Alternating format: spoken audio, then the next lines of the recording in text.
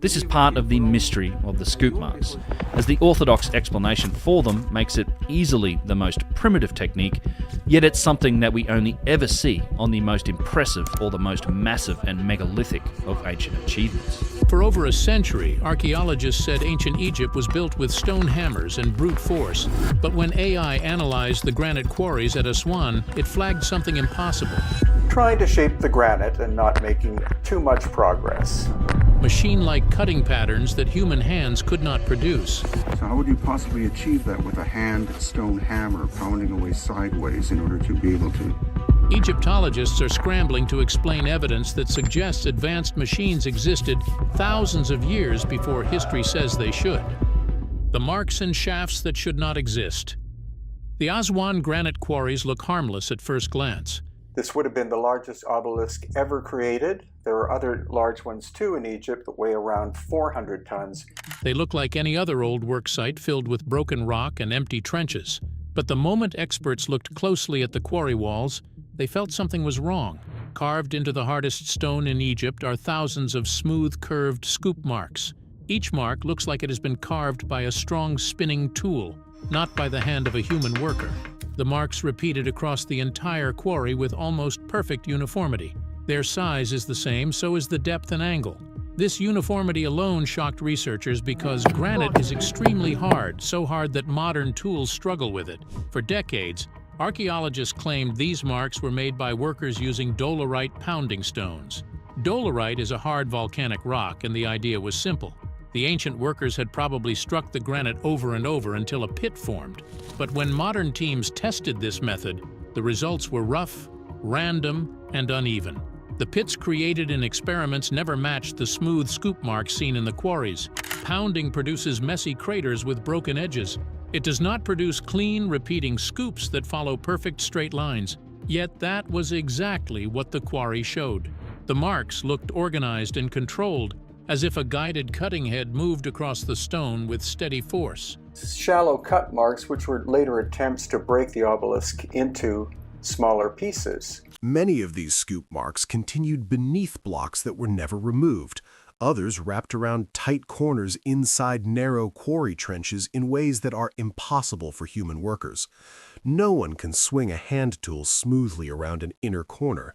No one can carve a continuous curve under a block they cannot physically reach. These patterns suggested one thing. The cutting motion did not stop. Something cut through the granite in a single steady action. That raised serious suspicion among experts. Then came an even harder problem, the vertical test pits. These pits looked like deep stone wells carved straight down into solid granite. Some pits are between 30 and 50 feet deep. Most were only 3 feet wide. Inside these narrow shafts, the walls were perfectly smooth.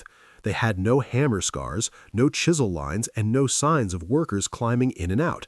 They looked like they were carved in one motion from top to bottom. But that made no sense. No person could work inside such a cramped space. There was not only no room to swing a tool, but also no airflow. The dust created from striking granite would fill the pit instantly, suffocating any worker in minutes. Yet these walls were flawless. Some of the pits did not even go straight down. They bent sideways or followed mineral lines inside the rock. This meant something was able to sense the rock and adjust direction. Human workers could not do this as they could not see inside the stone. They also could not detect stress points or mineral veins while carving. Yet the pits matched these natural features perfectly. Some pits even connected to side chambers with the exact same scoop marks as the main quarry walls. At this point, many Egyptologists admitted quietly that the marks did not match any known ancient tool. They did not match known methods or human limits. The more experts studied them, the more the site looked like a place shaped by an engineered cutting system, not simple hand labor. The mystery grew too large for traditional archaeology. It reached a point where human eyes could no longer explain what they were seeing.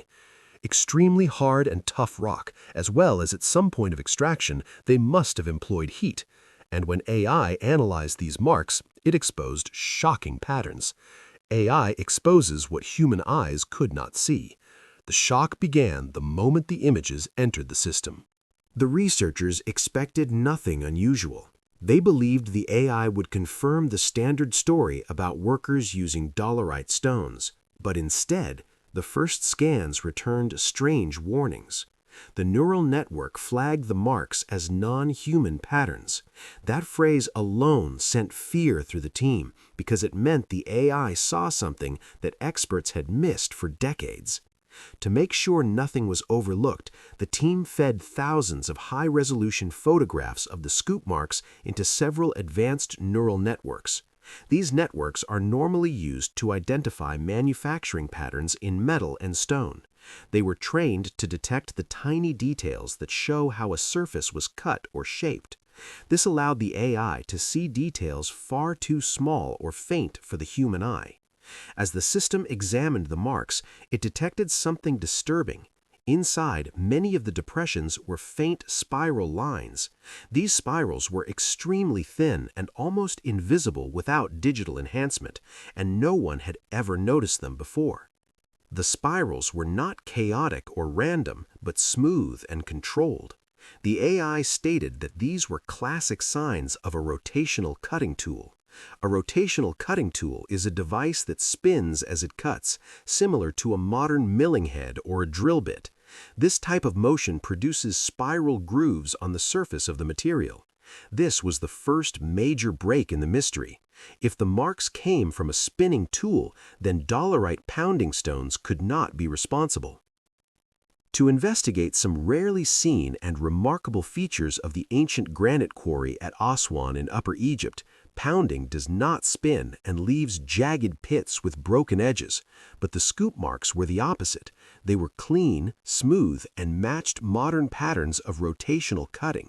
The AI gave an even more unsettling result when it compared scoop spacing across long stretches of quarry wall. The distance between each scoop changed by less than 5%. That meant the cutting action had steady control from start to finish. Human striking cannot maintain that level of control, as hand movement always varies, and hand pounding would create uneven marks. But these marks were consistent, as if made by a tool with fixed settings. Then the AI tried to calculate the radius of the cutting action. The radius refers to the length from the center of the rotating tool to its outer edge. The system found that many of the marks followed the exact same radius. This suggested the tool had a constant shape and size. Even more alarming, the radius stayed constant when the marks curved, bent, or traveled under blocks. Humans cannot maintain a perfect cutting radius, especially while working inside trenches or around corners, but machines can. Then the AI ran simulations to compare the marks with percussive impact patterns. Percussive impact means surfaces shaped by hammering, but the algorithm rejected this method completely. It stated that the scoop formation did not match any hammer-based pattern found in archaeology or industry. Instead, it matched modern rotary cutting signatures. The AI's final conclusion forced experts to re-examine everything they believed. The marks looked intentionally engineered, like the work of controlled mechanical force, not human labor. But that wasn't all. Microscopic testing soon revealed something even more disturbing hidden deep inside the stone: chemical traces and tool signatures no one expected. What came next hit the researchers like a shockwave. The AI results were already frightening, but the chemical tests pushed the mystery into darker territory. When specialists examined the quarry walls under powerful microscopes, they found tiny particles buried inside the granite. What they're probably for testing the quality of the granite, right? When you're looking for a giant single piece of granite, these particles were not loose dust. They were fused deep into the stone's pores, as if blasted or pressed into it by extreme force. This was alarming, because nothing in the known toolkit of ancient Egypt could do that. Spectral analysis, which is a scientific method used to identify materials by studying how they react to light, revealed something unexpected. The particles were similar to ultra-hard abrasives used in modern cutting systems. These abrasives included materials like diamond dust and high-grade corundum. Diamond dust is one of the hardest materials used in industrial cutting today, and corundum is also extremely hard, making it perfect for grinding and polishing machines. Neither of these materials occurs naturally in the Aswan granite quarries. This created a serious problem. If the abrasives were not natural, then where did they come from? Egyptologists had no answer. The chemical signature did not match the local environment, and there was no evidence these materials were imported. This discovery suggested that some type of high-performance cutting method had been used at the site. The AI team then compared the microscopic striations inside the scoop marks to a large database of modern cut surfaces. These databases are used in manufacturing to identify which tool created a specific pattern. The closest matches came from modern water jet cutters and ultrasonic cutting tools. Water jet cutters use high-pressure water mixed with abrasive particles to slice through stone. Ultrasonic cutters use fast vibrations to break material at a microscopic level. Both methods leave extremely clean marks with repeating patterns similar to what the AI saw in Aswan. These comparisons were speculative, but the resemblance was strong enough to raise serious questions. Other tests brought even more disturbing results. When researchers examined the unfinished obelisk, they found zones on its surface that looked like heat-affected areas. A heat-affected zone appears when a high-temperature cutting tool passes over stone. This type of mark is common in laser cutting, plasma cutting, or high-friction machining. None of these tools existed in ancient Egypt, yet the damage matched modern patterns closely enough for experts to take notice. These observations were also speculative, but they could not be ignored. Some residue samples from the quarry contained signs of exposure to strong vibrational energy. This type of energy is similar to what modern ultrasonic machines use. Ultrasonic cutting tools work by vibrating so fast that they weaken the material and allow smooth cutting. If such energy was used thousands of years ago, it would mean the ancient builders had access to technology far ahead of anything known in their time. By the end of the study, the team faced a disturbing conclusion. The scoop marks, the chemical traces, the heat damage, and the vibrational residue all pointed to advanced cutting methods. These methods should not exist in the ancient past, but that was even before the quarry layout then revealed something even more shocking. The builders did not just use strange tools, they also understood how the rock behaved deep underground. Evidence of geological mapping far beyond their time. That black rock is the dolerite hammer, and when Ben was just mentioning from underneath these scoop marks, so they wanted to claim that that's how they did it, that they were banging away with this rock basically upwards. What the researchers discovered next left even seasoned experts disturbed. It was no longer just strange marks in stone or weird chemical traces. It was something far darker. It suggested that whoever worked in this quarry had knowledge that should not exist in the ancient world. When the AI began mapping the quarry's layout from above, it detected a pattern that forced everyone to stop and reassess everything they believed about ancient engineering. The AI used the positions of the vertical test pits, the side chambers, and the long cutting trenches to build a complete 3D model of the quarry. Then it compared this model to scans of the granite bedrock beneath the area. The results were frighteningly clear. The test pits were not random holes. They lined up almost perfectly with the internal fault lines inside the granite. Fault lines are natural fractures inside rock that cannot be seen from the surface. They are buried deep within the stone and only show up on modern geological scans. This alignment meant something simple but terrifying. The builders knew exactly where these hidden fractures were. They knew which parts of the granite would break easily and which parts were too strong. That type of knowledge usually requires advanced geological scanning equipment. Without such tools, a worker would have to guess and fail many times, but there were no mistakes here. Every pit sat on the exact spot that modern engineers would pick. The AI then noticed something even stranger. Some of the test pits did not go straight down. They bent slightly to follow mineral veins inside the rock.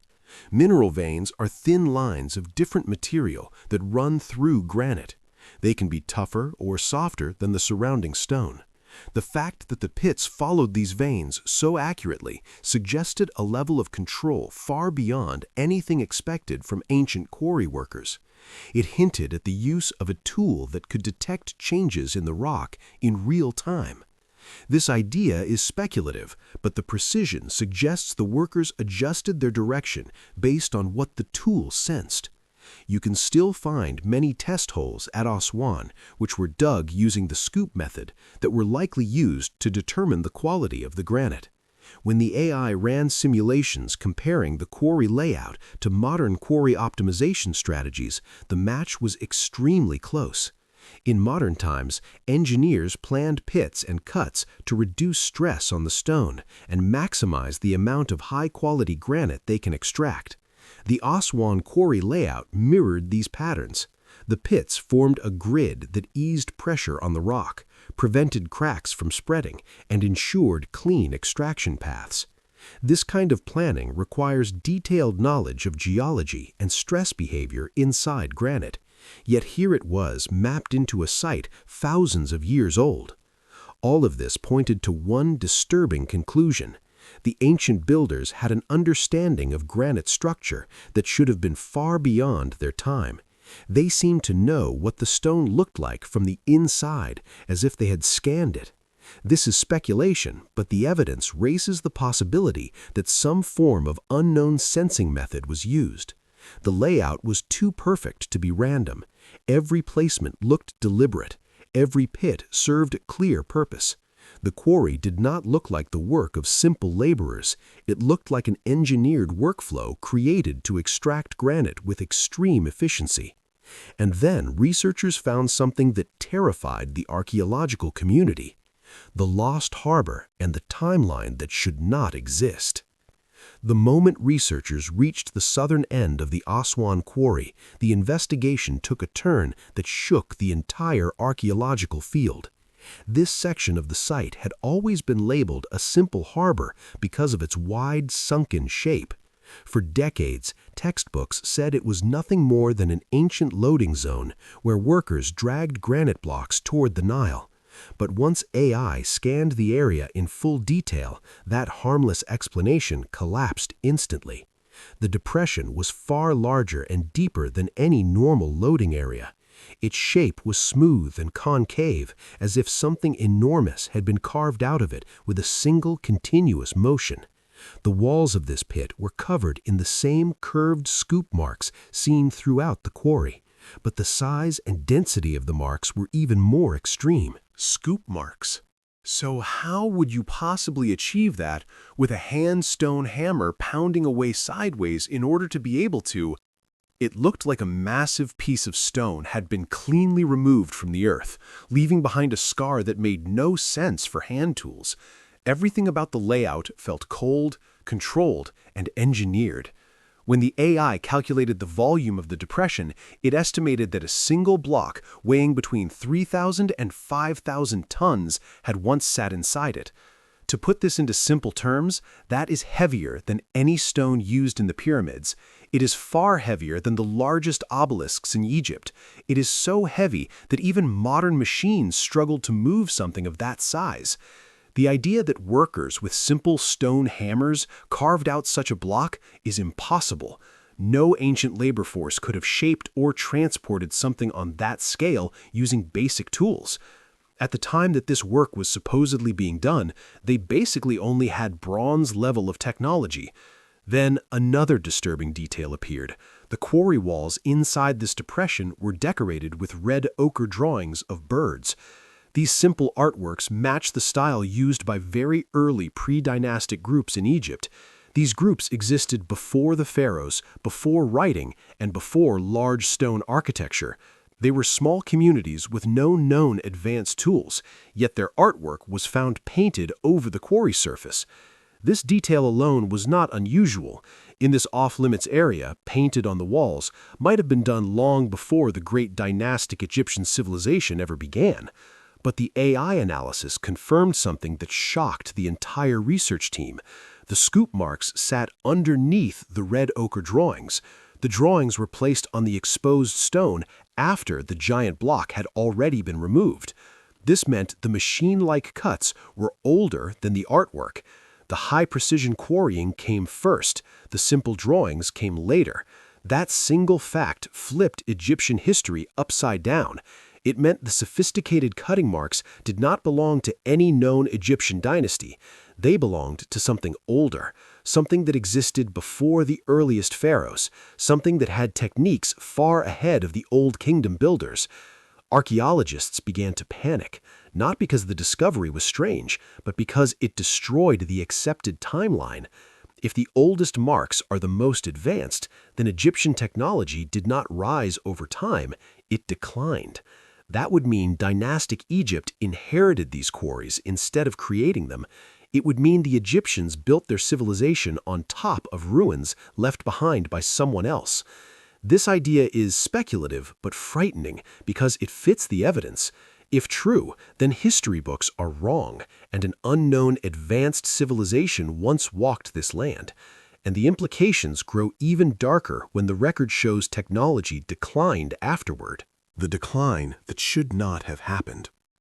Archaeologists expected the quarry marks to show a slow climb in skill, where early workers used rough methods and later workers improved. But what the AI revealed was the exact opposite. The deeper researchers dug into the timeline, the darker the picture became. The earliest marks in the quarry were the cleanest, straightest, and most precise. The later marks were rough, violent, and crude. This upside-down progression made no sense. It was like watching a civilization move backwards, as if the finest tools vanished and were replaced with simple and desperate methods. When experts examined the layers of quarry activity, they found that dynastic Egyptians used basic chisels, wooden wedges, and firecracking. Firecracking is a method where workers heat stone with fire and then splash cold water to make the rock fracture. This method leaves jagged scars and uneven breaks. These cuts could not be more different from the smooth, uniform scoop marks left by the earlier unknown method. The shift was not small or subtle. It was a collapse in skill so extreme that it shocked the entire team. This decline suggested one frightening truth. The people of dynastic Egypt did not know how to make the earliest quarry marks. They did not understand the older shafts, the older pits, or the older extraction patterns. They did not inherit the knowledge. They inherited the mess left behind after the knowledge was gone. It looked like the society that created the smooth scoop marks had disappeared long before the pyramids were built. This idea is supported by the hard contrast between the perfect early cuts and the broken later ones. Ancient Egyptian texts speak of earlier ages destroyed by disaster. Some writings talk about floods, fire from the sky, and lands collapsing into the sea. These stories were normally seen as myth, but when placed beside the quarry evidence, they began to look like fragments of a real collapse. Geological studies show that North Africa suffered massive disasters near the end of the last ice age. Sea levels rose, the climate shifted, and entire regions were reshaped. These events are proven, not speculation, and created a perfect setting for a civilization to fall and for its knowledge to vanish. When the AI compared all the quarry phases, the pattern was brutal and clear. The more recent the work, the lower the precision. The more ancient the cut, the more advanced the technique. This pattern is the opposite of what human history is supposed to show. It suggests decline, not progress, loss, not growth. Something had interrupted the chain. Something had removed the original builders and left later people to guess at what came before. And this breakdown finally forced experts to face a disturbing possibility. Maybe dynastic Egypt was not the beginning. Maybe it was the aftermath. Maybe the Egyptians found the quarries already shaped by tools they never possessed. Maybe they mimicked what they found without ever understanding how it was done. Make sure to click the cards on the screen now for more interesting videos.